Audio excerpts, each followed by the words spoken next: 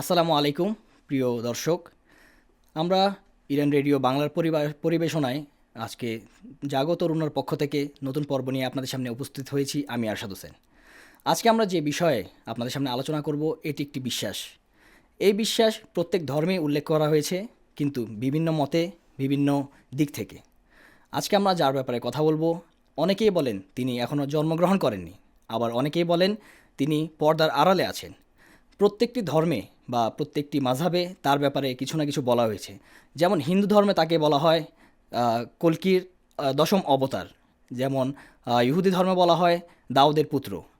ঠিক একইভাবে ইসলাম ধর্মে বলা হয় ইমাম মাহদি আলাইহিস সালাম। এবং আজকে এই ব্যাপারে কথা বলার জন্য আমাদের সাথে উপস্থিত আছেন জনাব আলী আব্বাস সাহেব। আসসালামু আলাইকুম ওয়া রাহমাতুল্লাহি ওয়া বারাকাতুহু। ওয়ালাইকুম আসসালাম রহমতুল্লাহ। আপনাকে অনেক অনেক ধন্যবাদ আজকে আমাদের মাঝে উপস্থিত হওয়ার জন্য। প্রথমেই আপনাদেরকে আমি জানতে চাবো যে ইমাম মাহদি আলাইসাল্লামের যে কনসেপ্ট, এই কনসেপ্ট সম্পর্কে আপনি বা তার জীবনী সম্পর্কে যদি আমাদের কিছু জানাতেন। ধন্যবাদ আপনাকে আজকে আমাকে এখানে আমন্ত্রণ করার জন্য। ইমামে মাহদি আজুল্লাহ তাআলা ফরদহ শরীফ, আমরা যেহেতু শিয়া দাওয়াজদা ইমামি অর্থাৎ আমরা 12 ইমামে বিশ্বাসী, তো রাসূলের কথা অনুযায়ী রাসূলের পরবর্তীতে রাসূলের প্রতিনিধিদের মধ্য থেকে রাসূলের পরবর্তী সময়ে প্রথম ইমামে আলী ইবনে আবি তালিব আলাইহিস সালাম, এবং এরই ধারাবাহিকতায় প্রথম থেকে আমরা দ্বাদশ পর্যন্ত, এবং আমাদের দ্বাদশ ইমাম হচ্ছেন ইমামে মাহদি আজুল্লাহ তাআলা ফরদহ শরীফ। এবং যেমনটি আপনি উল্লেখ করেছেন যে অনেকেই বিশ্বাস করে থাকে, বিভিন্ন মাযহাবে বিশ্বাস করে যে তিনি এখনও দুনিয়াতে আসেননি, কিন্তু আমরা শিয়া ইসনা আশারি, আমাদের বিশ্বাস হচ্ছে তিনি দুনিয়াতে আছেন এবং আল্লাহর নির্দেশে তিনি এখন অদৃশ্য অবস্থায় রয়েছেন। আমরা প্রথমে জানতে চাবো ইমামে জামানার যে গায়বাতকালীন সময়ে আমাদের কি কি দায়িত্ব রয়েছে। ইমামে জামান তিনি আসলে, যেহেতু বললাম যে ইমামে জামান তিনি আমাদের মাঝে উপস্থিত রয়েছেন এবং এটা আমাদের দৃঢ় বিশ্বাস, এবং এই বিশ্বাসের জায়গা আসলে এমন একটি অবস্থান থেকে তৈরি হয়েছে যে ইমামে জামান সম্পর্কে আমাদের পূর্বোক্ত যে সকল আমাদের ইমামরা রয়েছেন তিনি তেনারা এই বিষয়ে আমাদেরকে পূর্বেই অবগত করেছেন। এবং ইমামে জামান আসলে এমন একটি বিশ্বাস, যে বিশ্বাস আসলে আমাদেরকে বলে, যেমন রাসূলুল্লাহ সাল্লাল্লাহু আলাইহি সাল্লামের জায়গা থেকে যদি আমরা দেখি, রাসূলুল্লাহ তিনি বলেছেন যে মান মাতা ওয়ালাম ইয়ারিফ ইমামে জামানিহি মাতা মিতাতান জাহিলিয়া, অর্থাৎ যে ব্যক্তি তার যুগের ইমামকে না চেনে মৃত্যুবরণ করবে তার মৃত্যু হচ্ছে জাহেলিয়াতের মৃত্যু। অর্থাৎ এখান থেকে আমরা বুঝতে পারছি যে অবশ্যই প্রত্যেকটা যুগেই ইমাম রয়েছেন, এবং ইমাম ব্যতীত আসলে আল্লাহর জামিন খালি নেই। অর্থাৎ এখন বর্তমান সময়ে আমরা যে বসবাস করছি এই সময়ে অবশ্যই একজন ইমাম রয়েছেন, কেননা এটা রাসূলের কথা অনুযায়ী, রাসূলের হাদিস অনুযায়ী। যদি এক্ষেত্রে সেটা না হয়ে থাকে তাহলে রাসূলের হাদিস মিথ্যা হয়ে যাবে নাউজুবিল্লাহ, কিন্তু এটা তো কখনোই সম্ভব না। তো সেক্ষেত্রে আমাদের বিশ্বাস যে না, অবশ্যই ইমামে জামান তিনি উপস্থিত রয়েছেন, এবং এই বিশ্বাসের জায়গা থেকে আমরা আসলে প্রত্যেককেই আমরা এই বিশ্বাস লালন করি। এবং আমরা যারা বিশেষ করে যুবকদের ক্ষেত্রে বিষয়টা খুবই গুরুত্বপূর্ণ, যে যুবকরা আসলে বর্তমান সময়ে অনেকেই যারা হতাশাগ্রস্ত অবস্থায় থাকেন, বা দেখা যাচ্ছে তাদের মনে যখন বিভিন্ন রকমের সন্দেহ, বিভিন্ন রকমের দুনিয়াবি চিন্তায় তারা মশগুল হয়ে থাকেন, তো এই অবস্থাতে দেখা যাচ্ছে একজন ইমাম যিনি আমাদের আল্লাহ প্রদত্ত পথপ্রদর্শক, আল্লাহ আমাদেরকে দান করেছেন, আল্লাহ আমাদেরকে প্রেরণ করেছেন, আমাদের হাদি অর্থাৎ আল্লাহর পক্ষ থেকে প্রেরিত। তো অবশ্যই হাদি তখন যখন আল্লাহ আমাদেরকে দান করেছেন, অতএব সেই ইমামের আমাদেরকে অনুসরণ করতে হবে, অনুগত হতে হবে ইমামের প্রতি। অর্থাৎ প্রত্যেকটা যুগে যুগে যেরকম ইমামদেরকে আল্লাহ রাব্বুল আলামিন প্রেরণ করেছেনই হচ্ছে আমাদের হেদায়েতের জন্য, এবং এই হেদায়েতটা আসলে প্রকৃতপক্ষে আমাদের জন্য যেহেতু করা হয়েছে, এবং আমাদেরকে সেই ইমামের প্রতি অর্থাৎ সেই প্রতিনিধির প্রতি আমাদেরকেও সচেতন থাকতে হবে। তো আমরা এই বিষয়টাকেই এজন্য বিশেষ করে আমরা গুরুত্ব দিয়ে থাকি, যে যেহেতু আমাদের ইমামে জামান রয়েছেন, এবং প্রত্যেক ক্ষেত্রেই আসলে আমাদের যে কোনো সমস্যার ক্ষেত্রে আসলে আমরা যদি ইমামে জামানার প্রতি তাওয়াক্কুল করি, আমরা আমাদের ইমামে জামানকে নিয়ে যদি আসলে চিন্তা ভাবনা করে থাকি, তো সেক্ষেত্রে আমাদের অনেক সমস্যার সমাধান আমাদের হাতের নাগালেই আছে। তো এটাই এখন আমাদের উচিত হচ্ছে আমরা ইমামে জামানকে নিয়ে চিন্তিত হব, এবং আমাদের প্রত্যেকের উচিত যে আমরা ইমামে জামানকে নিয়ে ভাববো এবং সে সম্পর্কে আপনি একটু আগে যেভাবে বলেছেন যে রাসূলুল্লাহর যে হাদিসের ব্যাপারে, যে প্রত্যেক যুগে যুগে ইমাম রয়েছেন বা ছিলেন এর আগেও, কিন্তু অনেকে মনে করে এটা একটা কাল্পনিক কোনো ধরনের কথা, কোনো কনসেপ্ট, যে এটা কাল্পনিক, অনেকে ধারণা পোষণ করেন এইভাবে। তো এখন এই যুগে যে আমাদের ইমাম মেহেদী আছেন, তো তিনি যে আদৃশ্য, তো এই ব্যাপারে আপনার কী বলার আছে, বা কেন আমরা ওনার থেকে কীভাবে সাহায্য চাবো, বা কেন আমরা ওনার থেকে কোনো ধরনের সুফল পাচ্ছি না, বা পেলেও কীভাবে পাচ্ছি, এই ব্যাপারে আপনার কী বলার রয়েছে। আচ্ছা, পূর্বোক্ত যেটা উল্লেখ করলাম যে রাসূলুল্লাহ থেকে তো অবশ্যই হাদিস রয়েছে যে মান মাতা ওয়ালাম ইয়ারিফ ইমামে জামানিহি মাতা মিতাতান জাহিলিয়া। তো একই ক্ষেত্রে এটা হচ্ছে রাসূলের হাদিস, এবং একই ক্ষেত্রে এখানে আমরা দেখতে পাই যে পবিত্র কোরআনের আয়াত রয়েছে যে আল্লাহ রাব্বুল আলামিন উল্লেখ করছেন যে বিসমিল্লাহির রহমানির রহিম ইয়াউমা নাদউ কুল্লু উনাসিম বিইমামিহিম, অর্থাৎ সেই দিন, যেদিন আসলে এমন একটি দিন, যেদিন কিয়ামতের দিন অর্থাৎ রোজে হাশরের দিন, সেই দিনকে প্রত্যেককেই তাদের আমাদের মানে প্রত্যেককেই তাদের যুগের ইমাম সহকারে ডাকা হবে। অর্থাৎ আমাদেরকে এমন না যে না এখন যারা আপনি যেভাবে উল্লেখ করলেন যে হয়তো অনেকেই এই চিন্তাধারা পোষণ করে যে ইমামে জামান বলতে আসলে কিছু নেই, অর্থাৎ ইমামে জামান আসলে কী জিনিস এরকম কিছু নেই, আর যদি থেকেও থাকে তাহলে কেন আমরা তার থেকে উপকৃত হতে পারছি না, সরাসরি সুফল পাচ্ছি না। তো এটা আসলে মানে বাস্তবিক অর্থে এমন না যে আমরা তার থেকে সুফল পাচ্ছি না, আমরা পাচ্ছি, কিন্তু এটার জন্য আল্লাহ রাব্বুল আলামিন আমাদেরকে একটা শর্ত জুড়ে দিয়েছেন। কেননা আমরা বিশেষ করে যারা, এটা আসলে এক দৃষ্টিকোণ থেকে যে দেখা যাচ্ছে যারা বিশ্বাস করে থাকে, অর্থাৎ অনেকেই যারা মানে আসলে টোটালি বিশ্বাসই করে না এই বিষয়ে যে না ইমাম আছে, ইমাম নেই, একদমই নেই, কেননা তিনি এখনো জন্মগ্রহণই করেননি, এটা তাদের ক্ষেত্রে একটা আলাদা জায়গা। কিন্তু যারা আমরা বিশ্বাস করে থাকি, আমাদের জন্য একটা দায়িত্ব আল্লাহ রাব্বুল আলামিন দিয়ে দিয়েছেন যে আমরা যেহেতু বিশ্বাস করি, আমাদের ওই বিশ্বাসের জায়গাটা আসলে মানে সেই রকম জায়গা থেকে আসা উচিত যে আমাদের বিশ্বাসের জায়গাটা যেন হয়, এবং আমরা যেন চাই যে না আমাদের যুগের ইমাম তিনি আমাদের মাঝে উপস্থিত হন। এটা আসলে আমাদের ক্ষেত্রে আমরা যদি বলি যে দেখা যাচ্ছে আল্লাহ রাব্বুল আলামিনের একটা অবশ্যই আল্লাহ রাব্বুল আলামিনের একটি উদ্দেশ্য এবং একটা মানে এর মধ্যে একটা হিকমত রয়েছে, যে হিকমত সম্পর্কে আমরা অবগত নই। একই ক্ষেত্রে দেখা যাচ্ছে রাসূলুল্লাহ সাল্লাল্লাহু আলাইহি সাল্লাম তিনি বলেছেন যে আমার পরে, আমার পরবর্তীতে 12 জন আমার বংশ থেকে, আমার পরবর্তী নাসল থেকে 12 জন খলিফা আসবেন, প্রতিনিধি থাকবেন। তো দেখা যাচ্ছে আমরা যদি ইতিহাসে দেখতে পাই যে আমাদের প্রত্যেক ইমামকেই আসলে কেউ কিন্তু সুস্থ শরীরে বা সুস্থ স্বাভাবিক জীবনে নিয়ে কিন্তু দুনিয়া থেকে বিদায় নেন। তো প্রত্যেককেই ইমাম আলী আলাইহিস সালামের কথা বলেন, ইমাম আলী আলাইহিস সালামকে শাহাদাতের মাধ্যমে তিনি দুনিয়া থেকে ইহকাল ত্যাগ করেছেন, দুনিয়া থেকে বিদায় নিয়েছেন। তো প্রত্যেকটা ক্ষেত্রে আমরা যদি খেয়াল করি, ইমাম হাসান আলাইহিস সালাম বলেন, ইমাম হুসাইন আলাইহিস সালামের যে আত্মত্যাগ, সেটা তো আমরা পৃথিবী বিশ্ব জুড়ে আমরা অস্বীকার করার সুযোগই নেই। তো এর পরবর্তীতে যারা আমরা দেখতে পাই, প্রত্যেক ইমামকেই বিষ প্রয়োগের মাধ্যমে ইসলামের শত্রু যারা ছিলেন তারা ইমামদেরকে এই দুনিয়া থেকে আসলে স্বাভাবিক মৃত্যু তাদের হয়নি, এবং ম্যাক্সিমাম তাদের মধ্যে কারাবন্দী ছিলেন। জি, মানে একটা ধারা আর কি, যে এটা, এবং এটা সুন্দর কথা বলেছেন যে কারাবন্দী ছিলেন কেন, মানে তারা আমাদের যুগের ইমাম, তারা আমাদের পথপ্রদর্শক। এই ইসলামের যারা শত্রু ছিলেন বা আসলে যারা ইসলামের নামধারী এর ভিতরে থাকাকালীন অবস্থাতেই তারা চায়নি যে না প্রকৃতপক্ষে ইমাম আমাদের মাঝখানে থাকুক, এবং ইমামকে যেহেতু আল্লাহ রাব্বুল আলামিন হাদি হিসেবে আমাদের মাঝে প্রেরণ করেছেন, তো সেক্ষেত্রে দেখা যাচ্ছে ইমাম তিনি আমাদের মাঝে থাকলে কি হবে, তিনি যেহেতু দুনিয়াতে আল্লাহ রাব্বুল আলামিন প্রেরণ করেছেন দুনিয়াকে সুন্দর সুস্থভাবে পরিচালিত করার জন্য, এবং আল্লাহ রাব্বুল আলামিন আমাদেরকে সৃষ্টি করেছেন তার ইবাদতের জন্য। আল্লাহ রাব্বুল আলামিন তো মানুষকে সৃষ্টি করেছেন, একটা অন্যতম উদ্দেশ্য হচ্ছে তার ইবাদতের জন্য আমাদেরকে মাখলুকাত হিসেবে আমাদেরকে সৃষ্টি করেছেন।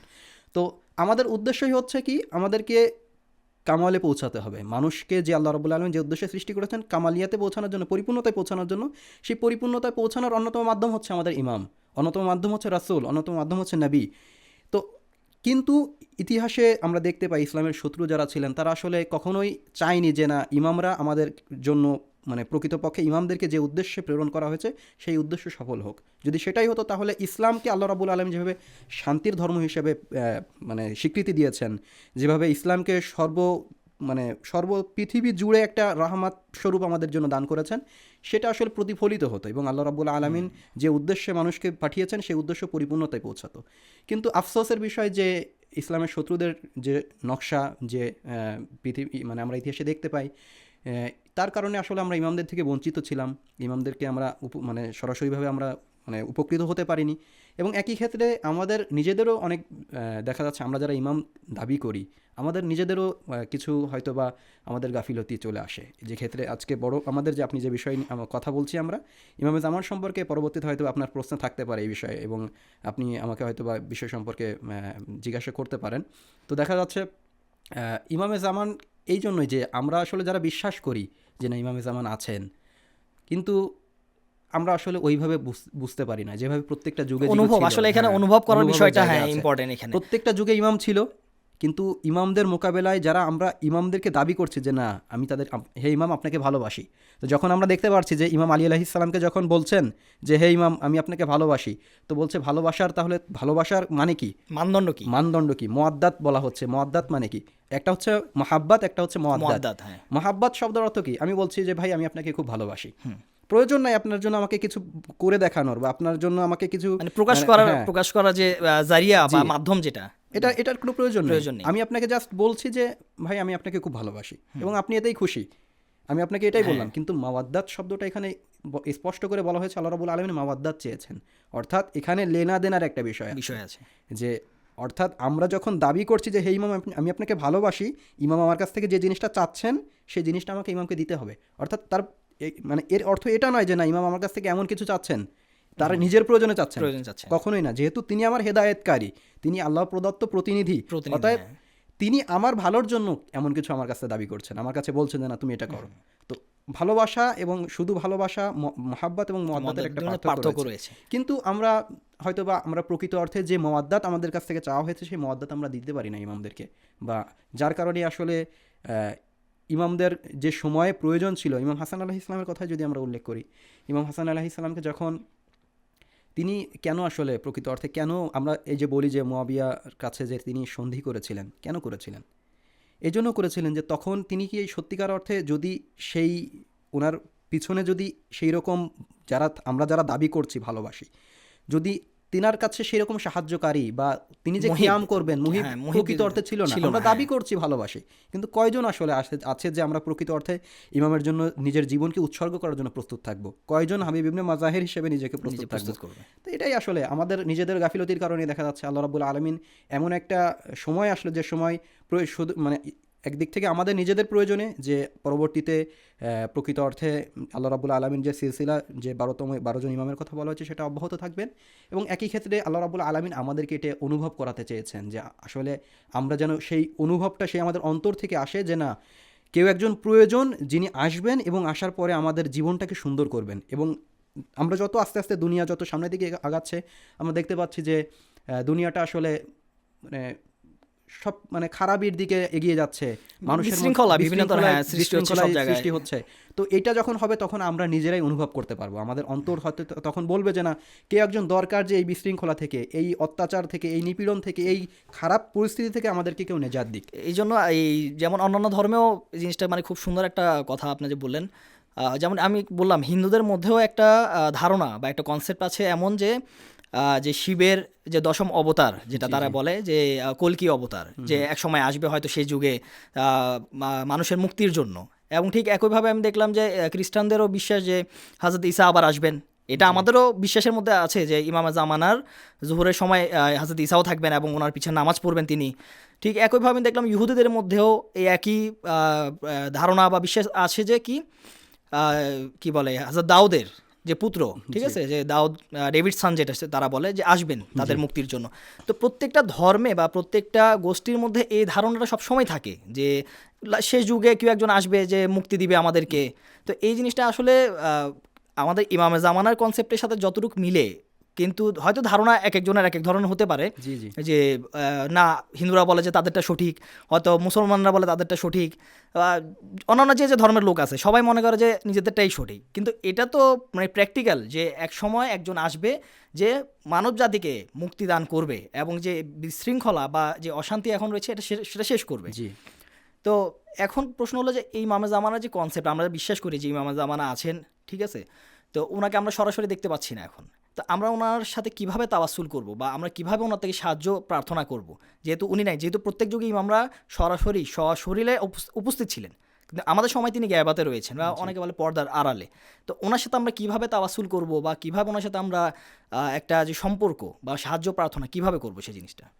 আচ্ছা, তো ইমামে জামান সম্পর্কে আসলে যেটা আমরা আমাদের কথার ধারাবাহিকতায় যদি বলি যে আমরা আসলে কিভাবে ইমামে জামানার সাথে সংযোগ স্থাপন করব, তো এটা আসলে খুবই গুরুত্বপূর্ণ একটা বিষয়। দেখা যাচ্ছে আমি আপনার সাথে এখন উপস্থিত, আমি আপনার সামনে বসে আছি, আপনি আমার সাথে কথা বলছেন, আমরা একে অপরের সাথে কথা বলছি, কিন্তু ইমামে জামানার সাথে বিষয়টা সম্পূর্ণ বিপরীত। এটা একটা আসলে প্রকৃত অর্থে আমার মনে এমন একটা জায়গা আসলে নিতে হবে, এমন একটা মনে একটা ভালোবাসার একটা জায়গা তৈরি করতে হবে যে আমার যুগের ইমাম আছেন, এবং আমার যুগের ইমাম যেহেতু আছেন, এবং প্রত্যেকটা যুগে আজকে আমরা যদি দেখি, আমরা যেহেতু শিয়া ইসনা আশারা বলে আমরা নিজেদেরকে দাবি করছি, আমাদের একটা ভালোবাসার অন্যতম জায়গা হচ্ছে ইমাম হুসাইন আলাইহিস সালাম। আমরা ইমাম হুসাইন আলাইহিস সালামের প্রতি যথেষ্ট আমাদের একটা ভালোবাসা, এবং আমরা প্রত্যেক বছরে আমরা দেখতে পাচ্ছি যে আমরা মিলিয়ন মিলিয়ন লোক আরবাইনে শেরকাত করছেন, অংশগ্রহণ করছেন।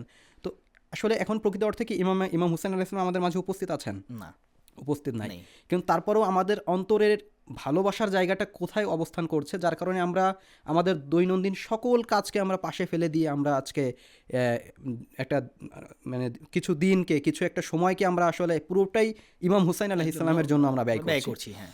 তো এটা আসলে প্রয়োজন নাই যে না তিনি আমাদের সামনে সরাসরি উপস্থিত আছেন কি নাই। এখানে যদি আপনি দেখেন যে আমরা আজকে কত সাখতি, মানে কত কঠিন আমাদের সময়, যে আমরা সৌভাগ্য হয়েছে আমরা গিয়েছি আরবাইনে, তো সেখানে যে আমাদের কি পরিমাণে কষ্ট অনুভব হয়, হ্যাঁ। কিন্তু তারপরেও আসলে আমরা যখন অনুভব করি যে না আমরা এমন একজনের কাছে এসেছি যিনি আসলে আমাদের কথা শুনবেন, আমাদের অন্তরের যে ব্যথা, সেই ব্যথা আমি তাদেরকে যখন বলবো তখন আমার সেই ব্যথাটা, এবং এটা আসলে আশা করি আপনার মনেও এটা মানে অনুভব অবশ্যই, হয়েছে অবশ্যই, হ্যাঁ। যখন আপনি কারবালাতে যখন দেখা যাচ্ছে যখন ইমাম হুসাইন আলাইহিস ইসলামের গুম্বাদের দিকে তাকিয়ে যখন আমরা একটা সালাম ইমাম হুসাইনকে যখন দেই, মনের মধ্যে মানে মানে এমনিতেই দেখা যাচ্ছে একটা অন্যরকম একটা অনুভূতি, একটা শান্তির জায়গা চলে আসে। তো এটা আসলে এমন না যে না ইমামে জামান তিনি গাইবাতে আছেন বিধায় এটা সম্ভব না, অবশ্যই সম্ভব। যেভাবে আমরা ইমাম হুসাইনের প্রতি, যেভাবে আমরা অন্যান্য ইমামদের প্রতি আজকে আমরা ভালোবাসা দেখাচ্ছি, তো সেক্ষেত্রে ইমামে জামানার ক্ষেত্রেও ঠিক একই বিষয়, কিন্তু এখানে কিছু শর্ত শরায়ত রয়েছে। যেহেতু আমরা ইমামের জামানার সাথে ইমাম হুসাইন আলাইহিস সালামের এটা হয়তো বা একটা একতরফা বিষয় হয়ে যেতে পারে, যে হ্যাঁ ইমাম হুসাইন আলাইহিস সালাম তিনি যেহেতু এখন তার এখানে মাজার শরীফ রয়েছে, আমরা প্রয়োজনে ইমামের কাছে যাচ্ছি, কিন্তু ইমাম জামান তিনি এখনও জীবিত অবস্থায় রয়েছেন। আজকে পর্দার আড়ালে রয়েছেন জীবিত অবস্থায়।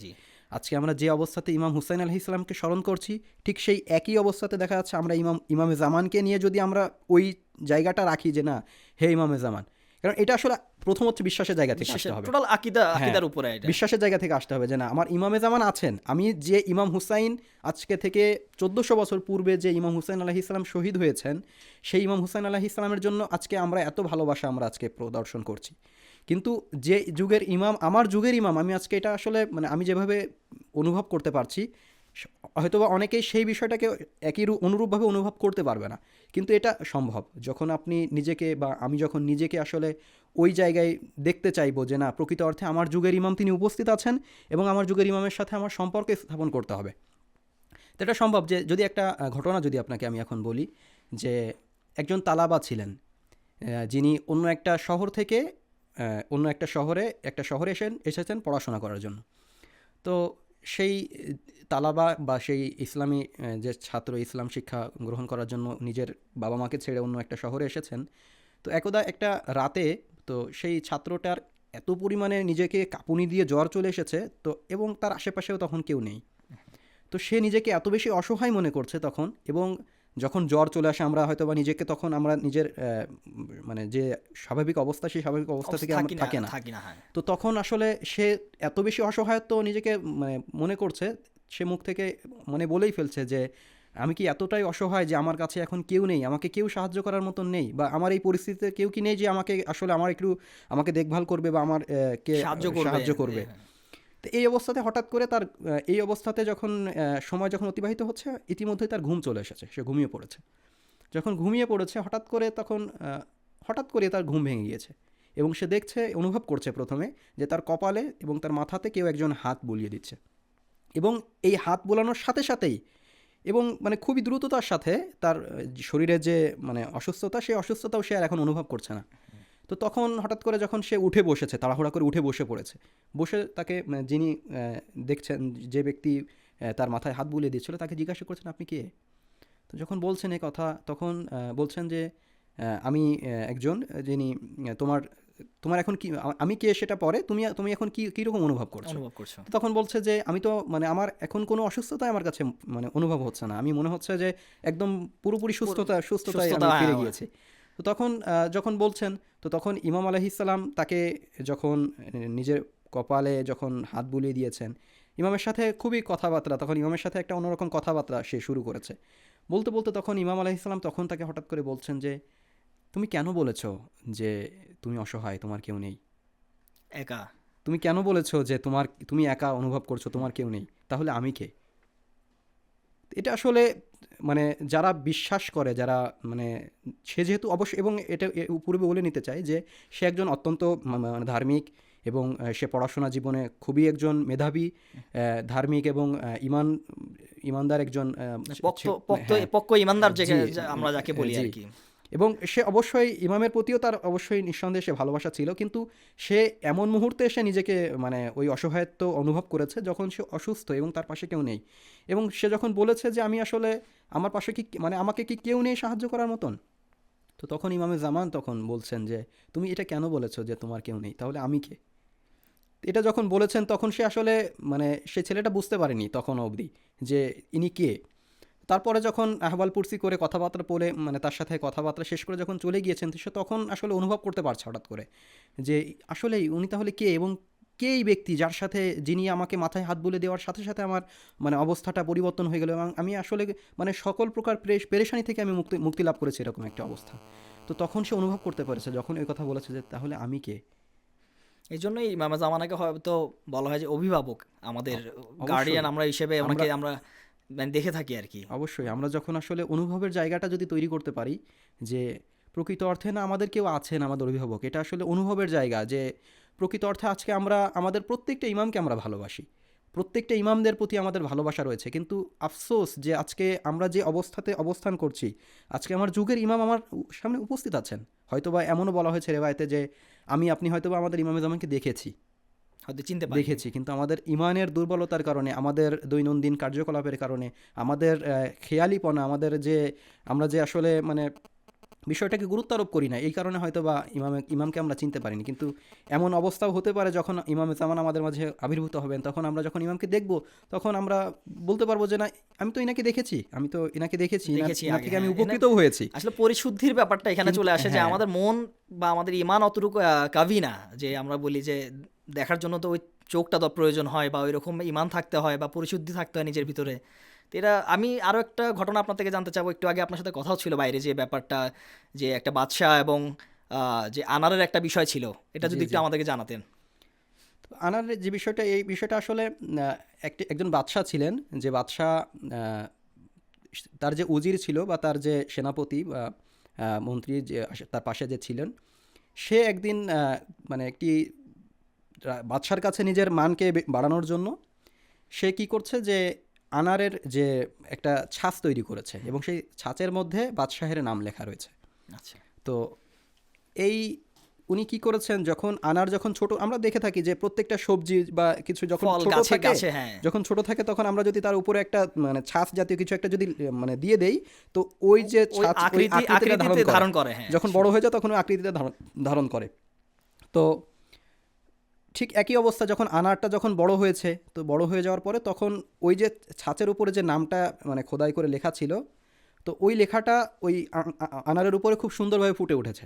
এবং এই আনারটা নিয়ে সে বাদশার কাছে নিয়ে যে যখন দেখিয়েছে, দেখেন যে আনারের উপরে আপনার নাম নাম ফুটে উঠেছে, এটা আসলে হ্যাঁ। মানে কত বড় একটা মানে আশ্চর্যজনক কিছু একটা, অলৌকিক ব্যাপার, যে হ্যাঁ, অলৌকিক অলৌকিক ঘটনা হতে ব্যাপারটা পারে। আসলে, হ্যাঁ। তো বাদশাহ তখন বলছে এটা কিভাবে সম্ভব। তো বাদশাহ তখন তিনজন যারা আসলে এই বিষয়ের সাথে জড়িত বা কৃষি বিষয়ে বলেন বা যারা এই বিষয় সম্পর্কে পারদর্শী, তাদেরকে ডাকলেন, তিনজন ব্যক্তিকে। ধর্মীয় পণ্ডিত, হ্যাঁ, ওই সময় যুগের যারা ছিলেন আর কি।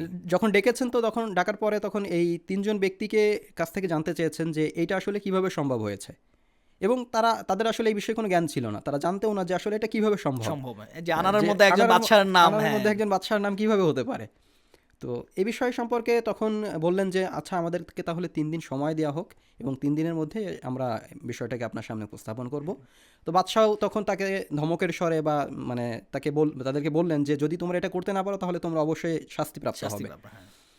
তো এই তিনজন ব্যক্তি তখন চিন্তা করছে যে আমরা আসলে এটা মানে তারা দিক খুঁজে পাচ্ছে না যে কোথায় যাবে বা কি করে এটাকে আসলে এটা কিভাবে সম্ভব যে একটা ফলের মধ্যে একটা বাদশার নাম, তাও প্রাকৃতিক ভাবে নিজে থেকে ফুটে নিজে উঠলো, থেকে, এটা হ্যাঁ, তো আসলে মানে অলৌকিকতা, মানে এটা মজেজা বলা স্বরূপ যায়, বলা যায় বলা আর কি। যায় এটা আর কি, হ্যাঁ। মানে এটা তো মানে কিভাবে সম্ভব হতে মানে পারে, নরমাল ভাবে এটা সম্ভব না হ্যাঁ। আসলে, হ্যাঁ। তো তখন এই তিনজন ব্যক্তি, এনারা যেহেতু শিয়া ইসনা আশারি ছিলেন, ইমামে জামানার প্রতি তাদের একটা অঢেল বিশ্বাস ছিল। ছিল। তো এই তিনজন ব্যক্তি তখন তারা সিদ্ধান্ত নিলেন যে পরপর 3 রাত এই তিনজন ব্যক্তির মধ্যে প্রতিজন একজন করে প্রতি রাতে তারা ইবাদতে মশগুল থাকবেন এবং ইমামে জামানার প্রতি ইমামে মেহদি আজলাল্লাহু তাআলা ফারদাহু শরীফের প্রতি তারা তাওয়াসুল করবেন এবং ইমামের কাছ থেকে সাহায্য প্রার্থনা করবেন এবং ইমাম যেন তাদেরকে এই যে অলৌকিকতা সম্পর্কে ইমাম যেন তাদেরকে নিজে স্বয়ং এসে জানিয়ে দেয়। তো প্রথম রাতে যখন একজন ব্যক্তি তিনি মানে গেলেন এবাদাতে মশগুল থাকলেন, এবাদাত সারা রাত প্রচণ্ড পরিমাণে কান্নাকাটি করলেন, কিন্তু দেখলেন ফজরের পরেও দেখলেন যে তার কাছে কোনো সাহায্য আসলো না বা ইমামে জামান তার সাক্ষাতে আসলেন না।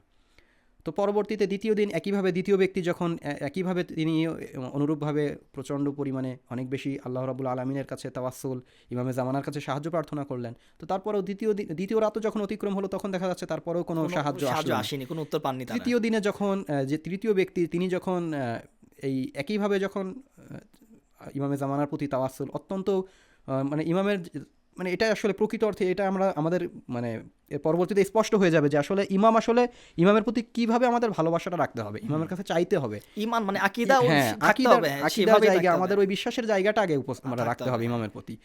তো ওই তৃতীয় ব্যক্তি যখন কান্নাকাটি করছে প্রচণ্ড রূপে, যখন সেজদাতে রয়েছে, তো দেখছে তার সামনে একটি নূর তার সামনে উপস্থিত হয়েছে এবং সে তখন যখন তার মাথা তুলেছে তখন দেখছে যে তার সামনে একটি নোরানিত একজন ব্যক্তি তিনি তার সামনে উপস্থিত হয়েছেন এবং তিনি বলছেন যে এবং এই যে ঘটনাটা যে কিভাবে আনারের উপরে ওটা হলো, তো তখন ইমাম আলাইহিসসালাম তাকে নির্দিষ্ট করে বলে দিলেন যে ওই উজিরের ঘরে যাও এবং এই ঘরের একটা জায়গাতে সেই শ্বাসটা এখনও ওখানে রাখা রয়েছে, ওখানে যাও এবং এটা বুঝতে পারবে এবং এটা তোমরা যে বাদশার সামনে যে উপস্থাপন করো। তো তখন এই বিষয়টা যখন ওই তৃতীয় ব্যক্তি তখন ইমামের কাছে তিনি প্রশ্ন করলেন যে হে ইমাম, তাহলে কেন আপনি যদি আসবেনই তাহলে কেন আজকে আমরা প্রথমজন এত পরিমাণে আপনার কাছে চাইলো, দ্বিতীয়জন অনুরূপভাবে চাইলো, কিন্তু কেন আপনি জবাব দিলেন না? তো তখন ইমামে জামান তিনি বলছেন যে তোমাদের প্রত্যেকেরই চাওয়ার জায়গাটা সঠিক ছিল, প্রত্যেকেই তোমরা চেয়েছো, কিন্তু অতি উত্তম হতো তখন যখন তুমি যদি ওই যে বাদশাহ যখন তোমাদেরকে রাজ দরবারে যখন তোমাদের কাছে জানতে চেয়েছে, যদি ওই মুহূর্তে তুমি আমার প্রতি তাওয়াসসুল করতে, আমার কাছে যদি সাহায্যের হাত বাড়িয়ে সাহায্য প্রার্থনা করতে, তো আমি ওই মুহূর্তে তোমাকে আমার সাহায্য তোমার জন্য পাঠিয়ে দিতাম বা আমার সাহায্য তোমার জন্য চলে আসতো। তো তখন এটা আসলে আমরা বুঝতে পারছি এই যে এই ঘটনা দিয়ে আমাদের কাছে আরও বেশি স্পষ্ট হয়ে যায় যে প্রকৃত অর্থে ইমামে জামানের কাছে আমাদের শুধু প্রয়োজন সেই খুলুসিয়াত, সেই ঈমান, সেই বিশ্বাসের জায়গা যে না, আমার একজন ইমাম আছেন এবং সেই ইমাম আসলে আমাকে সাহায্য করার ক্ষমতা রাখেন। সেই ইমামের কাছে আমার অন্তরের ব্যথা, অন্তরের চাওয়া পাওয়াগুলোকে আমি আমার ইমামের সামনে উপস্থাপন করতে পারি। তো যখন উপস্থাপন করব ইমাম আমার জন্য তখন সাহায্যের হাত বাড়িয়ে দিবেন। তো এটাই আসলে আসলে এগুলো বিশ্বাসের জায়গা থেকে চিন্তা করলে অন্যভাবে আসলে মানে বোঝানো যাবে না কাউকে, এটা যে যার মনে যে এরকম বিশ্বাস সে আসলে এইভাবেই চিন্তা করে। তা আমাদের এই যেহেতু শোটা হচ্ছে তরুণদেরকে নিয়ে, আমি সেই কানেকশন বা সেই কানেক্টেড একটা কোশ্চেন আপনার কাছে করব যে বর্তমানে তরুণরা কিভাবে ইমামে জামানার প্রতি আকৃষ্ট হবে বা ইমামে জামানার সাথে তাওয়াসুল করবে বা তার আবির্ভাবের জন্য কি কি দায়িত্ব রয়েছে, এটা যদি আমাদেরকে শর্ট করে বলতেন আপনি। ইমামে জামানার সাথে আসলে সত্যিকার অর্থে আমাদের যুবকদের যারা তরুণরা রয়েছেন, মানে তরুণদের যুবকদের আসলে সংযুক্ততা অত্যন্ত প্রয়োজন। কেননা আমরা যদি দেখি যে ইমামদের পূর্ববর্তী যারা ইমামরা রয়েছেন তাদের হাদিস অনুযায়ী যে ইমামে জামানার সৈনিকদের মধ্যে অন্যতম যে দায়িত্ব ভূমিকা পালন করবেন তাদের মধ্যে অন্যতম হচ্ছে যুবকরা এবং এই তরুণরা যারা আসলে ইমামের পিছনে দায়িত্ব পালন করবেন, ইমামের নির্দেশ অনুযায়ী তারা আসলে কাজ করবেন। এবং 313 জন যে আনসারের কথা বলা হয়েছে বিশেষ প্রতিনিধি, এবং তাদের মধ্যে কয়েকটা যে শ্রেণী করা হয়েছে তার মধ্যে অন্যতম হচ্ছে এই তরুণরা।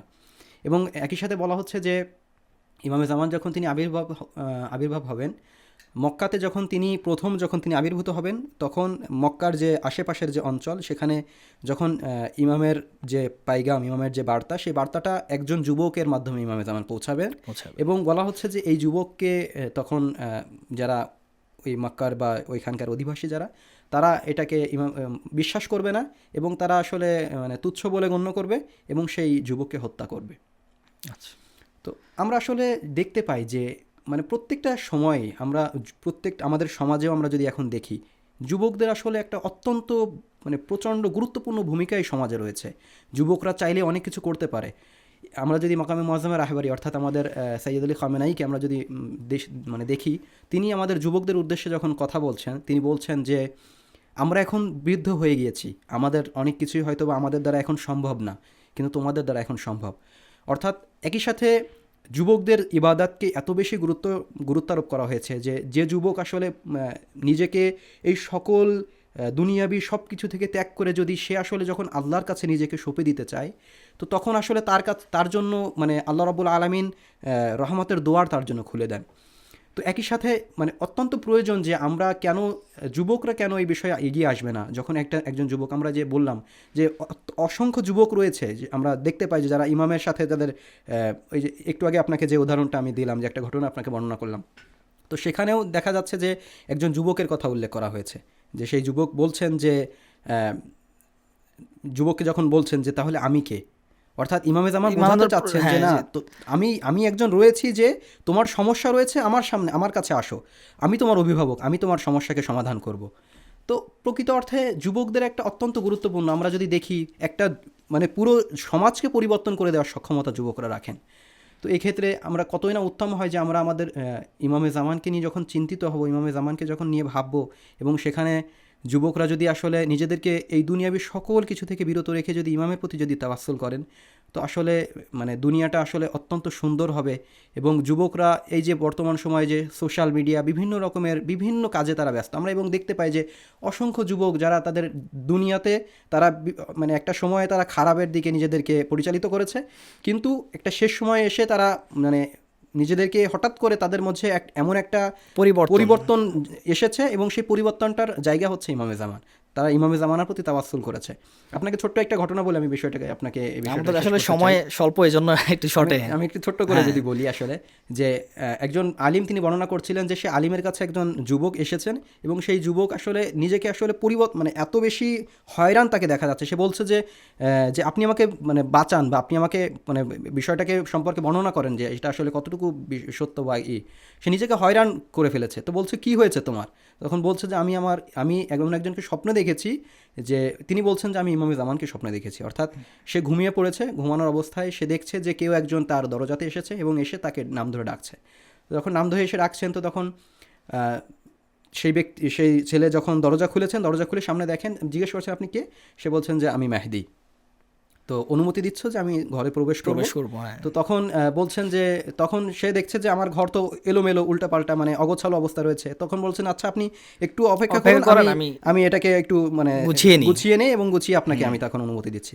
তো এর মধ্যে যখন আমি গোছাতে যখন গুছিয়ে আমি মানে আবার যখন দরজা খুললাম, তো তখন দেখছি যে সেই ব্যক্তি বা সেই যিনি আসলে দরজাতে করেছিলেন, তো তিনি দেখছেন যে গলির মাথা দিয়ে তিনি যখন বেরিয়ে যাচ্ছেন, এবং তিনি তখন এরকম মানে নিজেকে একটু এভাবে তাকিয়ে যখন ওই ব্যক্তি মুখের দিকে, তখন এই ছেলের মুখের দিকে তাকালেন, দেখছেন যে সেই ইমামে জামানার, অর্থাৎ তার চোখ দিয়ে পানি অশ্রু ঝরছে, এবং সে বলছেন যে আমি এই এলাকার এই মহল্লার প্রত্যেকটা দরজাতে গিয়েছি, কিন্তু কেউ আমার জন্য দরজাটা খোলেনি।